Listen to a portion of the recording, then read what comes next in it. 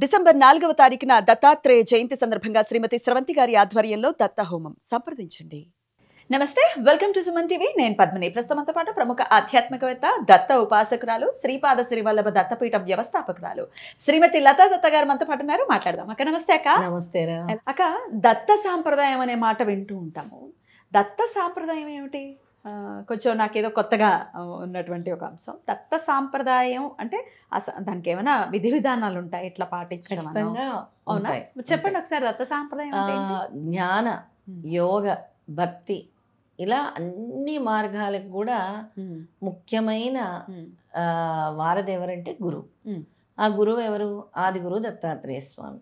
అందుకే ఆ మతాన్ని దత్త సాంప్రదాయం అంటాము. స్వామి ఏం చెప్తున్నారు అని అంటే, ఈ దత్త సాంప్రదాయంలో ముఖ్యంగా స్వామి యత్ సాక్షాత్ అపరోక్షోత్ బ్రహ్మ అని చెప్తున్నారు అన్నమాట. అర్థం అంటే జ్ఞాన, యోగ, భక్తి అన్ని సాధనా మార్గాలకి దత్తాత్రేయ స్వామియే మూలము. అలాగే ఆ మూర్తిని ఎవరైతే ప్రేమతో, నిశ్చల భక్తితో, దత్తాత్రేయ స్వామి ఆరాధన నిశ్చల భక్తితో, ప్రేమతో సరెండర్ అవుతారో, జపం చేస్తారో, నామస్మరణ చేస్తారో, సంకీర్తనలు పాడతారో, స్తోత్ర పారాయణ చేస్తారో, గురుచరిత్ర పారాయణ చేస్తారో, భజన చేస్తారో, ధ్యానం చేస్తారో, తపస్సు చేస్తారో, స్మరణ చేస్తారో, పూజ చేస్తారో, పత్ర పూజ చేస్తారో, అలాగే ఈ ఎటువంటి నేను చెప్పిన మార్గాలైనా కూడా మార్గాల్లో ద్వారా అయినా స్వామిని సులభంగా పొందవచ్చు, అతి సులభంగా పొందవచ్చు స్వామిని. ఓకే. దత్త సాంప్రదాయంలో స్వామిని ఎలా మన స్వామి దగ్గరికి ఎలా చేరుకోవాలి, ఏ మార్గం ద్వారా స్వామి తొందరగా అనుగ్రహిస్తారు అనుకుంటే దానికి ముఖ్యమైన మార్గాలు ఇప్పుడు నేను చెప్పినవన్నీ కూడా. జపము, నామస్మరణ, సంకీర్తన, స్తోత్రము. ఒకవేళ ఏమీ తెలియదు, కూర్చొని ఆయన కళ్ళు, ఆయన ముక్కు, ఆయన రూపము మనకు వచ్చింది, ఏవో పదాలు వచ్చాయి, ఆయన స్తుతిస్తూ ఉంటాము, అయినా కూడా ఆయన దగ్గర అయిపోతుంటారు మనకి. అంటే దానికి ఏమి వ్యాకరణ దోషాలు ఉండవు. ఎందుకంటే నీ సరెండర్నెస్, నీకు ఆయన పట్ల ఉండే ప్రేమ, భక్తి అలా పలికిస్తుంది. ఆ మాటలు కూడా స్వామి నీలో దూరి ఆయన అంటే ఇప్పుడు 84 లక్షల జీవరాశులు ఉన్నాయి, కానీ జ్ఞానాన్ని ఎవ్వరికీ ఇవ్వలేదు. ఎంతవరకు జ్ఞానాన్ని ఇచ్చారు? జీవరాశులన్నిటికీ తన ఆహారాన్ని తను తెచ్చుకునే వరకు మాత్రమే జ్ఞానాన్ని ఇచ్చారు.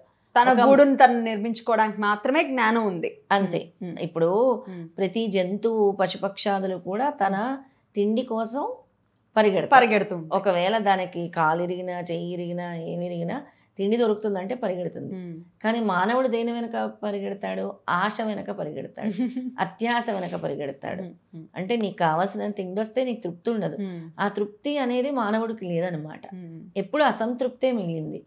ఆ ఆశ వల్ల, ఆ కోరిక వల్ల నాకు ఇంకేదో కావాలి అనే ఆత్మలోని ఘర్షణ వల్ల వాడు అన్ని తప్పులు చేస్తూ ఉంటాడు.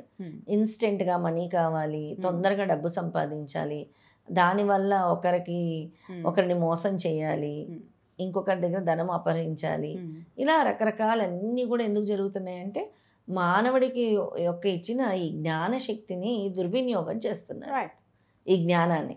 అందుకే ఈ దత్త మార్గంలో ఏంటంటే వీటన్నిటికీ తావు ఉండదు పద్మిని. వీటన్ని అధర్మంగా అడుగులు వేస్తే స్వామి దత్త సాంప్రదాయంలో చేర్చుకోరు. అధర్మానికి చోటు లేదు. ముందు ధర్మం మీదే నడవాలి అని స్వామి చెప్తారు. అన్యాయము, మోసము, తర్వాత నిందించడము, దూషించటము, ఒకరికి హాని కలిగించటము, పశుపక్షాదులకు హాని కలిగించటం, ఇవన్నీ దత్త సాంప్రదాయంలో ఉండవు. నువ్వు అడిగావు కదా దత్త సాంప్రదాయం ఏంటి? ఎప్పుడు కూడా ఆదుకోవటము, నలుగురు కరుణతో ఉండటమే. కరుణ ప్రేమ. స్వామి చెప్పేది కరుణ ప్రేమ. ఈర్ష్య ద్వేషానికి తావి లేదు, అన్యాయం మోసాలకి తావి లేదు, అత్యాశకి తావి లేదు, ఇంకొకరు నిందించడానికి తావి లేదు, అలాగే దుర్వినియోగం చేయటానికి కూడా తావి లేదు. ఏదైనా కూడా దేవతల్ని కూడా నువ్వు ఎలా ఆరాధించాలో అలాగే చేయాలి. అతిగా చేసి నాకు ఆ శక్తి కావాలి, ఈ శక్తి కావాలని దాన్ని దుర్వినియోగం చేసిన స్వామి నిమిషాల్లో ఆ మంత్రం చేసిందంతా కూడా పోగొడతారు. అది దత్త సాంప్రదాయంలో. ఒకంత టఫే, కానీ ఒక్కసారి సరెండర్ గనక అయితే ఇంకా స్వామి అనుగ్రహం పొందటం మొదలు పెడితే ఇంకా తిరుగులేదు. ఇక దత్త సాంప్రదాయంలో ముఖ్యమైనది దత్తాత్రేయ స్వామి విశ్వగురు. గురువు శిష్యుల సాంప్రదాయానికి మూలం దత్తాత్రేయ తత్వం. అసలు గురు శిష్యులు అనే మూలం అంటే మన కోటాన కోట్ల సంవత్సరాల నుంచి కూడా దత్తాత్రేయ స్వామి ఉన్నారు. గురువు శిష్యులు గురు పరంపర మన భారతదేశంలో ఉందంటే అది దత్తాత్రేయ స్వామి నుంచి వచ్చింది అని మన దత్త సాంప్రదాయంలో తెలుపబడుతుంది. ఇక దత్తోపాసనతో దత్తుడు స్మతృగామిగా యోగ శక్తిని దత్తం చేస్తారు. మనం చేసే ఉపాసనలో ఆయనకు ఉండే యోగ శక్తిని కానీ ఆయనకు ఉండేదన్నీ కూడా తన యొక్క శిష్యులకు దత్తం చేశారు ఆయన. ఇప్పుడు నృసింహ సరస్వతి కూడా వెళ్తూ తన శిష్యుల కోసం తామర పువ్వులు విడిచి వెళ్ళారు. శ్రీపాద వల్లభులు కూడా అంతర్ధానం అయ్యే సమయంలో శ్రీపాద వల్లభులు కూడా తన యొక్క చరిత్రని తానే శంకర్ భట్తో రాయించారు. అన్నీ కూడా దత్తభక్తులకి ముఖ్యంగా జరిగేవి అనుభవాలు. దత్తాత్రేయ స్వామి దత్త సాంప్రదాయంలో ఎక్కువ అనుభవాలు ఉంటాయి అన్నమాట. గురు శిష్యుల సంబంధము అనుభవాలు కూడా ఉంటాయి.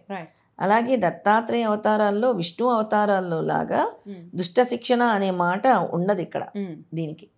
దీనికి దుష్ట శిక్షణ అని ఉండదు. కాకపోతే మనకు ఉండే శక్తి కోల్పోతుంది, కానీ ఆయన మనల్ని శిక్షిస్తారు. దుష్ట శిక్షణ ఇవన్నీ తప్పు, అవన్నీ ఉండవన్నమాట.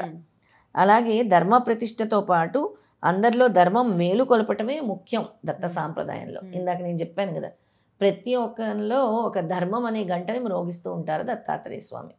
ఆ ధర్మ గంట అనమాట. అందుకే మనస్సు, వాక్కు, బుద్ధి, దత్తం, ఊహా తర్కములకు అందని ఈ పరమాత్మ తనకు తానే సద్గురువు అయిన దత్త రూపంలో వచ్చి దర్శనం ఇచ్చి స్పర్శ, సంభాషణ, బోధ, తపస్సుకి కరిగి ఇవి ఆచరించే వారిని తరింపజేస్తారు దత్తాత్రేయ స్వామి. ఎవరైతే ఇవన్నీ చేస్తారో వాళ్ళకి దత్తం అయిపోతాడు దత్తాత్రేయ స్వామి.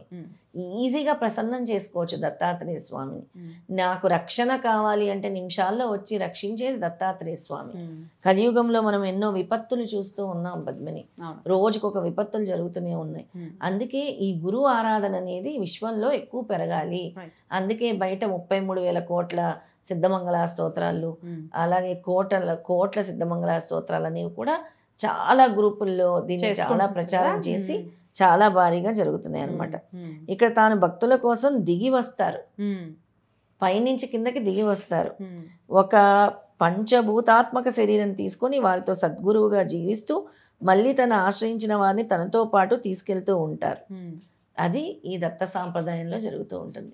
అంటే ఆయన ఎన్నో వివిధ రూపాల్లో, అవధూత రూపాల్లో కూడా జన్మిస్తూ ఉంటారు, భక్తులకి దర్శనం ఇస్తూ ఉంటారు, వాళ్ళల్లో ధర్మము అనే గంటని మ్రోగిస్తూ ఉంటారు, ధర్మం వైపు అడుగులు వేస్తూ ఉంటారు, మానవాళికి సమస్త జీవరాశులకు కూడా ఉపయోగపడే విధంగా తీర్చిదిద్దుతూ ఉంటారు. ఆయన వస్తుంటారు వెళ్తుంటారు, వివిధ దత్త అంశాలతో వస్తూ ఉంటారు. అది అవధూతలుగా రావచ్చు, దత్త అంశాలుగా రావచ్చు, దత్తుడు రావచ్చు, ఇట్లా రకరకాల రూపాల్లో ఆయన వస్తూ ఉంటారు. అలా తయారు చేస్తూ ఉంటారు అందరినీ కూడా.